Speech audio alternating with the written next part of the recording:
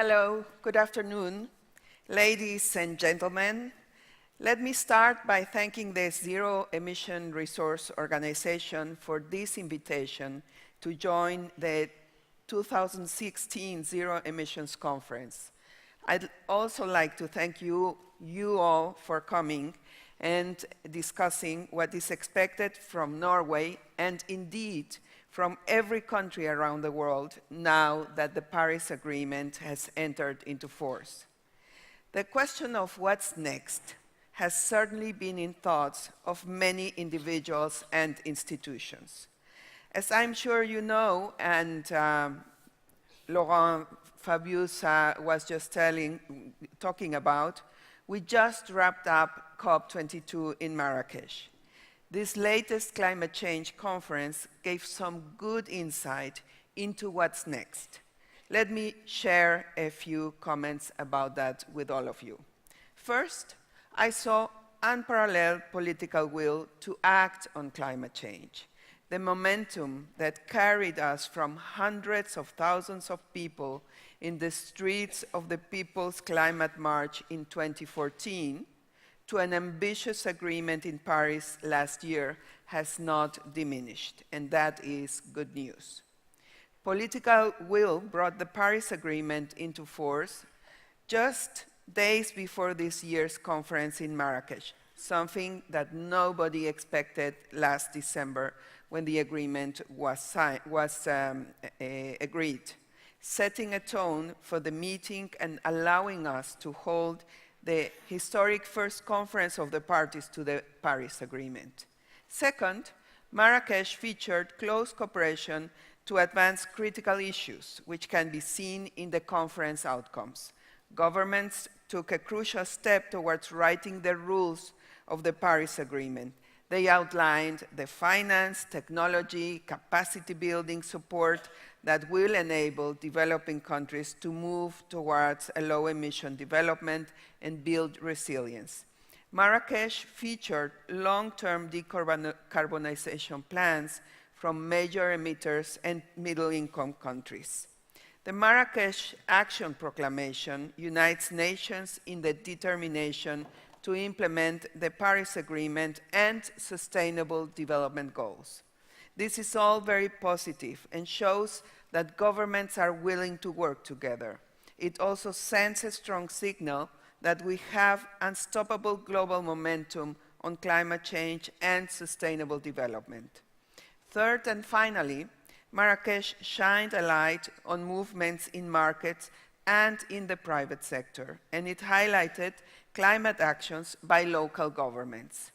In markets, we see a transformation to low emission. The clean energy market is growing, and now it makes more sense to choose renewable energy over all other investors are moving to cleaner, greener assets to secure stable returns. Throughout the private sector, we see high-efficiency operations, sustainable supply chains, and products that reduce consumer climate footprint. Local governments are moving in the same direction, from cleaner air and adequate water to educated workers who can thrive in the green economy. Community-level action clearly benefits people. This is why what comes next is so important. Our actions over the coming months and years will make a positive difference in the lives of billions of people. So what's next? We now need all nations to ratify the agreement and quickly act on their national contributions to the agreement.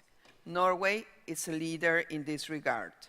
Norway was the first industrialized nation to ratify the Paris Agreement and has set an ambitious target. The government here plans to reduce emissions by 40% by pointing energy, transportation, agriculture, and industry at low-emission models. The intention is to accomplish this by 2030, which is also the year Norway plans to be carbon neutral. This is at least 20 years sooner than the long-term goal in the Paris Agreement to be climate neutral in the second half of the century.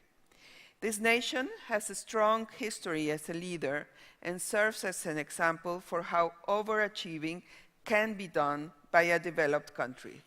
This leadership is clearly seen in Norway's donor support for the intergovernmental climate process and in your support for climate action in developing countries. In this new implementation phase, the Climate Change Secretariat will face many challenges to adapt to our new global realities. We need your continued support, as do many countries around the world.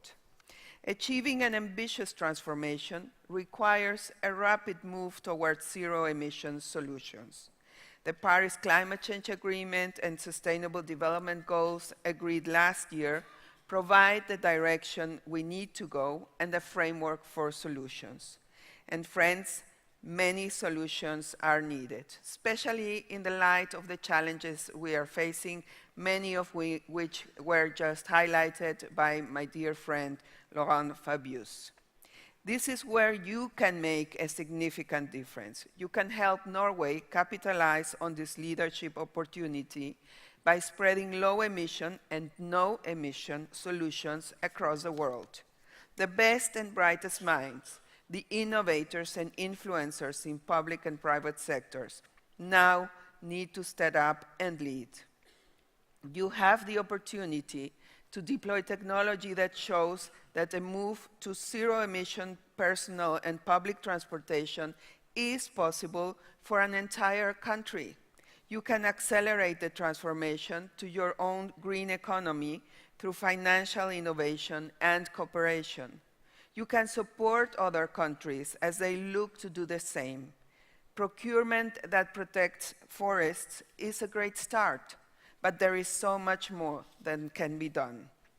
Norway is truly positioned at the forefront of action, and now is the time to act. The Paris Agreement and SDGs must promote these solutions and more here and in every country. Zero-emission solutions should be integrated into all national development plans, all business models, and into the everyday lives of all our citizens. This is what's next, improving the lives and livelihoods of people in local communities while making significant gains towards our common global goals. We must build on progress made to date.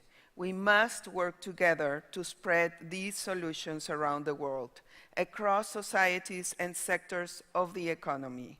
Together, we can deliver a future that is peaceful and prosperous for all, using low-emission solutions that keep our planet healthy and viable. Thank you very much for being here. Thank you for listening to me.